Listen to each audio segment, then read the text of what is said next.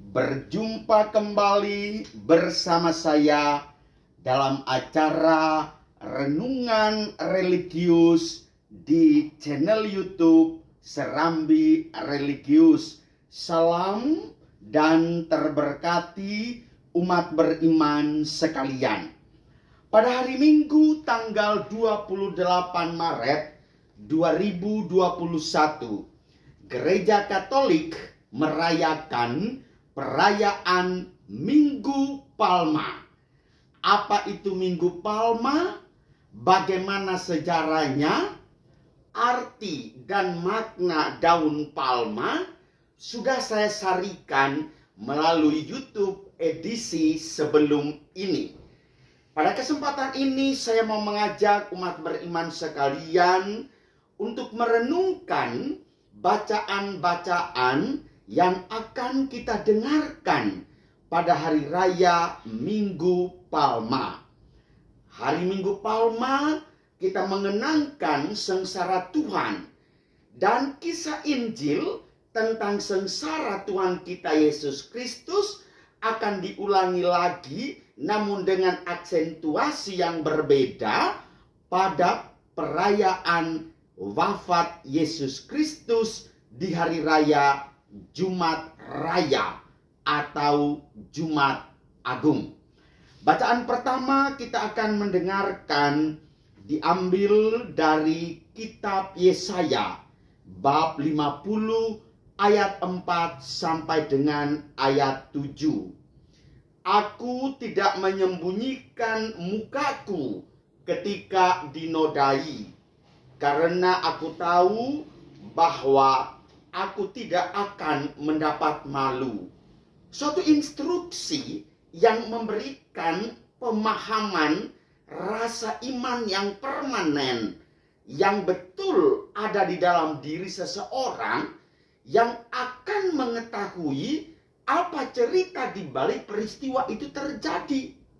Ketika wajahnya ditampar, dinodai, diludahi, dia tidak akan menyembunyikannya, karena dia tahu ada kisah indah di baliknya itu, yaitu dia akan memperoleh kemuliaan. Sedangkan dalam bacaan yang kedua diambil dari surat Paulus kepada jemaat di Filipi bab 2 ayat 6 sampai dengan ayat 11. Yesus Kristus telah merendahkan dirinya, maka Allah sangat meninggikan dia. Inilah spiritualitas pengikut Kristus. Merendahkan diri supaya ditinggikan. Lalu pertanyaan baliknya adalah, argumentasi serangan baliknya adalah, jadi kalau kita meninggikan diri akan direndahkan. Ya pasti dong. Maka rendahkanlah dirimu. Tetapi bukan berarti pasrah, bukan berarti tunduk merayap begitu saja. Tidak. Tuhan punya rencana terindah bagi orang yang merendahkan diri dan dibalut dengan kain kerendahan hati. Bacaan Injil menggambarkan kisah sengsara Tuhan kita Yesus Kristus menurut Injil Markus bab 14 ayat 1 sampai dengan bab 15 ayat 47. Bacaannya cukup panjang. Kepada ibu dan bapak saudara-saudara sekalian, silakan didengarkan pada hari raya Minggu Palma. Namun pada kesempatan ini saya mau mengajak umat beriman sekalian yang beriman akan Kristus harus menyadari dengan sungguh bahwa kisah sengsara yang ditandai dengan masuknya Yesus ke kota Yerusalem akan berakhir dengan kemuliaan Allah Bapa di sorga.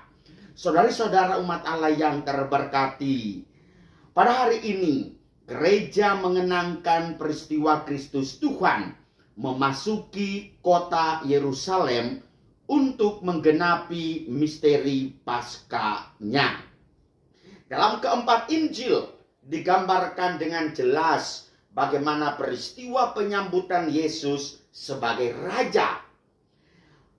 Dengan jelas orang-orang Yerusalem menyambut Yesus dan hendak menempatkan dia sebagai raja yang telah mereka nanti-nantikan. Mereka menyambut dan mengeluk-elukan Yesus, membentangkan pakaian mereka di jalan, memotong ranting-ranting hijau dan menyebarkannya di jalan, dan menyerukan Hosana, terpujilah Kristus Raja Mahajaya. Luar biasa indah. Diberkatilah dia yang datang dalam nama Tuhan, diberkatilah yang maha tinggi.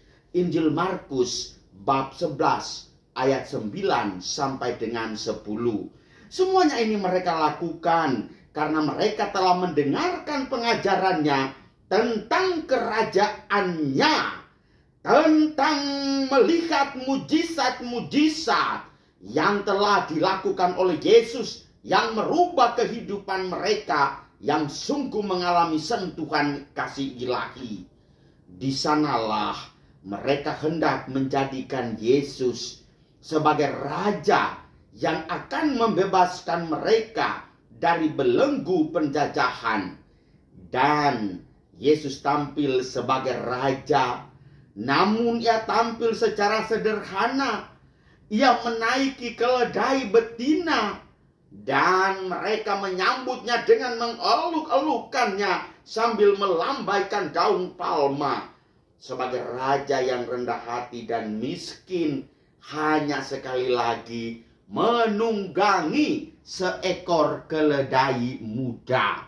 Tidak naik Alphard, tidak naik BMW, tidak naik Livina, dan seterusnya. Saudara-saudari umat Allah yang terkasih, kisah penyambutan Yesus sebagai raja yang begitu meriah akhirnya berubah menjadi sebuah kisah sengsara. Jalan salib dan penderitaan yang dialami oleh Yesus di kota Yerusalem. Orang-orang yang telah mengeluk-elukan dia sebagai raja juga pada akhirnya menyoraki dia untuk disalibkan. Luar biasa sedih dan sangat memprihatinkan, saudara-saudariku yang terkasih. Sebuah kisah perjalanan penderitaan yang harus dialami dan dilalui oleh Yesus. Bahkan murid-muridnya sendiri rela menjualnya dan orang-orang terdekatnya pergi menjauhi dia. Saudara-saudariku yang terkasih, meski demikian ia tidak akan berpaling. Ia tetap taat kepada kehendak Allah, dan kunci ketaatan hamba Yahweh adalah kesetiaan mendengarkan firman Allah.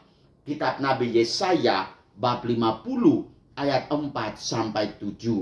Saudara-saudari umat Allah yang terberkati, dari dua kisah yang kita renungkan pada hari ini, kita sebagai umat beriman Kristiani diajak untuk merenungkan dua hal sebagai bekal bagi perjalanan iman kita, dan secara khusus dalam memasuki hari-hari pekan suci ini. Pertama, Yesus telah memasuki kota Yerusalem dan disambut sebagai raja. Sebagai pengikut-pengikutnya, kita telah mengalami kasih dan kebaikannya lewat kisah dan pengalaman hidup kita. Dan kita mengimani bahwa dia adalah raja kita. Maka hendaklah kita membuka hati untuk menyambut kehadiran Yesus sang raja, agar ia senantiasa merajai hati kita dan menuntun hidup kita selanjutnya.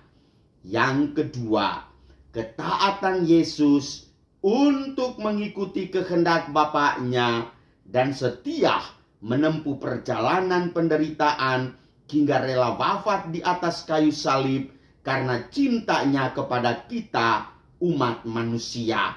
Maka saudara-saudaraku umat Allah yang terkasih, hendaknya kita taat pada ajaran cinta kasih yang telah diajarkan oleh Yesus kepada kita, dan meneladan cinta yang telah diberikan oleh Yesus ini dengan rela berkorban demi kepentingan keluarga, sesama, lingkunganmu, yayasanmu, terutama orang-orang yang menderita yang ada di sekitar kita. Dan semoga kisah sengsara yang kita renungkan pada hari ini tetap menguatkan iman kita akan Kristus. Kalau memang demikian saudara-saudariku yang terkasih, maka cinta Allah sungguh bergema. Kasih dan penderitaan Kristus adalah lambang kemenangan iman kita, maka dia tetap akan ditegakkan dan kemuliaan Allah sungguh nyata bagi kita semua. Amin. Deo gratias.